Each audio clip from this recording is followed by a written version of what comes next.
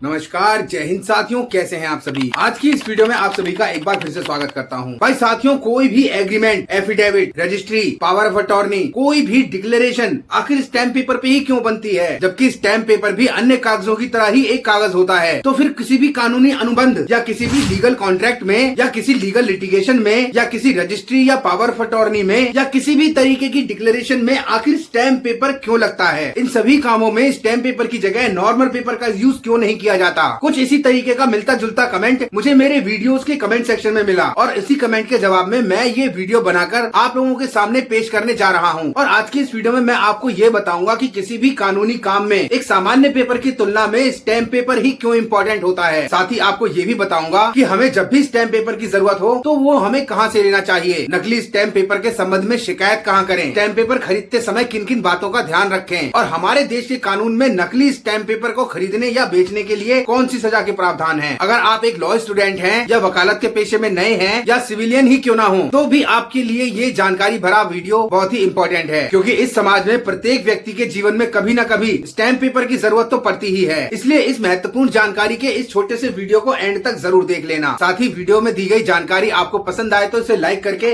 अपने सर्कल में ज्यादा से ज्यादा शेयर करना और चैनल पे नए हैं तो इसी तरीके से पुलिस, प्रशासन, कानून, नागरिकों के अधिकार और किसी क्राइम की इन्वेस्टिगेशन से जुड़े वीडियोस देखने के लिए हमारे चैनल को सब्सक्राइब करके बेल के आइकन पे क्लिक करके ऑल पर भी जरूर क्लिक कर देना, ताकि इसी संदर्भ में हमारे आने वाले वीडियोस के नोटिफिकेशन आप तक समय समय पर पहुंचते रहें। तो चलिए साथियों, वीडियो शुरू करते हैं। भाई साथियों, स्टैम्प पेपर की उपयोगिता या यूं कहें कि उसकी पावर के बारे में अगर मैं समझाना चाहूँ तो शुरुआत करूंगा इस बात से कि आप किसी शॉप पे जाओ, वहाँ पर आपको कोई सामान लेना है तो वो सामान लेके उसके बदले आप उस दुकानदार को नोट की जगह एक कागज का टुकड़ा पकड़ा दो, तो क्या वो दुकानदार आपको सामान देगा? क्या वो उस नोट के बदले वो कागज का टुकड़ा एक्सेप्ट करेगा? नहीं करेगा, क्योंकि कहने के लिए तो नोट और कागज का टुकड़ा ये दोनों कागज के ही होते हैं, लेकिन उसके बावजूद भी नोट की एक अलग ही वैल्यू होती है, उसकी एक कीमत होती है, जो कि एक दुकान या एक समाज तक ही नहीं बल्कि पूरे जिले, राज्य, देश और अंतर्राष्ट्रीय लेवल पे भी उसकी कीमत को आंका जाता है। ठीक उसी तरीके से जब भी हमारे समाज में किसी व्यक्ति के प्रति कोई अनुबंध होता है, कोई डिक्लेरेशन फाइल होती है या किसी दो पक्षों के बीच में किसी तरीके का अनुबंध या कोई कॉन्ट्रैक्ट होता है, कोई रजिस्ट्री होती है, कोई पावर ऑफ अटॉर्नी होती है या किसी व्यक्ति को अपना शपथ पत्र देना होता है, तो इस तरीके के सभी कामों में किसी व्यक्ति विशेष या किसी भी संबंध में दोनों पक्षों को कानूनी रूप से बाध्य करने के लिए स्टैम्प पेपर पे उस डिक्लेरेशन, उस कॉन्ट्रैक्ट, उस अनुबंध, उस रजिस्ट्री या उस पावर ऑफ अटॉर्नी या किसी व्यक्ति विशेष के द्वारा दिया गया एफिडेविट या डिक्लेरेशन का होना बहुत जरूरी होता है। सामान्य तौर पे हम इसे इस तरीके से भी समझ सकते हैं कि किसी इंडिविजुअल व्यक्ति के द्वारा फाइल किया गया कोई एफिडेविट या इसके द्वारा दी जा रही कोई डिक्लेरेशन या किसी दो पक्षों के बीच किसी भी मामले में उन्हें कानूनी रूप से बाध्य करने के लिए उनके द्वारा दिए गए बयान को, निर्धारित शर्तों को या किसी भी तय अनुबंध को स्टैम्प पेपर के ऊपर ही उतारना जरूरी होता है, तभी वो कानूनी रूप से बाध्य माना जाएगा। हालांकि स्टैम्प पेपर एक कागज ही होता है, लेकिन इसके बावजूद भी स्टैम्प पेपर के अंदर किसी साधारण कागज की तुलना में कई चीजें विशेष होती हैं, जैसे कि सामान्य कागजों की तुलना में स्टैम्प पेपर के पेपर की थिकनेस ज्यादा होती है। सिक्योरिटी के लिए स्टैम्प पेपर में सिक्योरिटी थ्रेड भी होता है। इसके अलावा प्रत्येक स्टैम्प पेपर पे उसका मूल्य छपा होता है, जो कि उस स्टैम्प पेपर के मूल्य का, उसकी कीमत का निर्धारण करता है। आज के समय में स्टैम्प पेपर को ऑनलाइन रूप से जनरेट किया जाता है, लेकिन आज से पहले जब प्रत्येक राज्य के राजस्व विभाग के द्वारा स्टैम्प पेपर को ट्रेजरी के द्वारा इशू किया जाता था, तो एक विशेष प्रकार के पेपर पे नोट जैसा चिन्ह अंकित करके और उसके ऊपर स्टैम्प पेपर का मूल्य अंकित करके ही उसे व्यक्तियों के बीच अधिकृत स्टैम्प बाइंडर के द्वारा बेचा जाता था। साथ ही मैं आपको ये भी बता दूं कि किसी भी स्टैम्प पेपर पे, चाहे वो ट्रेजरी के द्वारा प्रिंटेड हो, चाहे वो कंप्यूटर जनरेटेड हो, उसके ऊपर इंडियन नॉन जुडिशियल लिखा होता है। साथ ही मैं आपको ये भी जानकारी दे दूं कि राजस्व विभाग के द्वारा केवल आज के समय में 10 रुपए से लेकर 100 रुपए तक के स्टैम्प पेपरों को ही प्रिंट किया जाता है। इसके अलावा 10 रुपए से लेकर कितने भी मूल्य तक का अगर आपको स्टैम्प पेपर चाहिए तो उसके लिए सरकार के द्वारा ऑनलाइन सेवा उपलब्ध करवा दी गई है। और अब मैं आपको बताता हूँ कि स्टैम्प पेपर कहाँ से मिलता है। भाई साथियों, स्टैम्प पेपर वैसे तो एक कागज होता है, लेकिन ये किसी अन्य साधारण कागजों की तरह किसी भी दुकान पे नहीं मिलता। इसके लिए राजस्व विभाग के द्वारा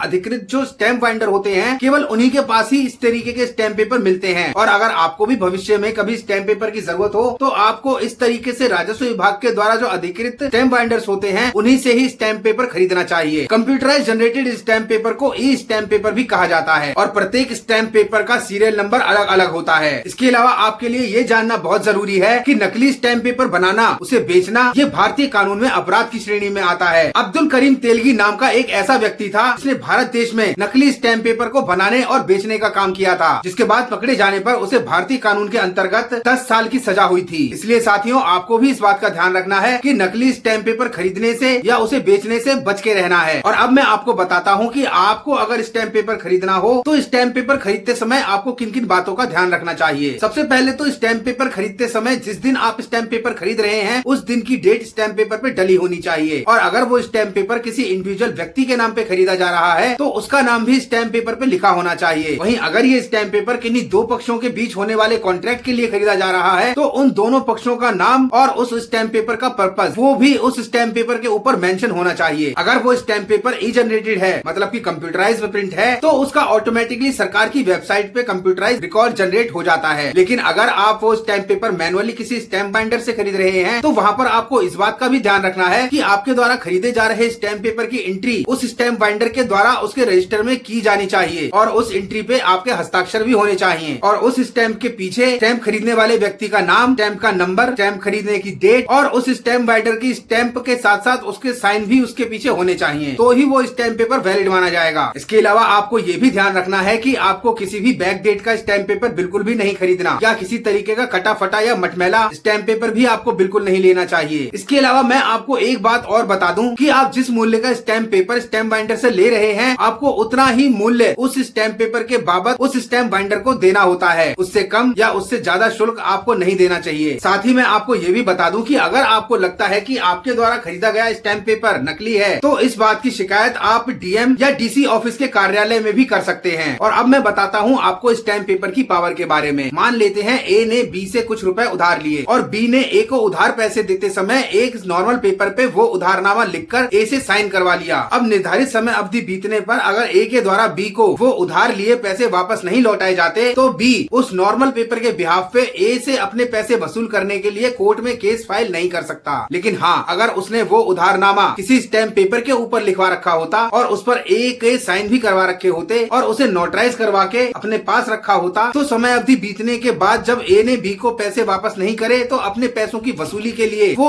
उस लिखित उधारनामे के स्टैम्प पेपर के बेस पे ए के खिलाफ कोर्ट में केस फाइल करके अपने पैसे प्राप्त करने का अधिकारी था। इससे आपको स्टैम्प पेपर की पावर के बारे में भी समझ में आ गया होगा। अब साथियों इस वीडियो में दी गई जानकारी के बारे में आपके जो भी विचार हो उसे कमेंट सेक्शन में जरूर मेंशन करिएगा। वीडियो में दी गई जानकारी अगर आपको पसंद आए तो इसे लाइक करके अपने सर्कल में ज्यादा से ज्यादा शेयर करें। साथ ही चैनल पे नए हैं तो इसे सब्सक्राइब करके बेल आइकन पे भी क्लिक करके ऑल पर भी क्लिक कर लें ताकि इसी तरीके से हमारे आने वाले वीडियोस के नोटिफिकेशन आप तक समय समय पर पहुंचते रहें। तो मिलते हैं अगली किसी नई कानूनी जानकारी भरे नए विषय पर। तब तक आप सभी खुश रहें, सेफ रहें, स्वस्थ रहें। जय हिंद, वंदे मातरम।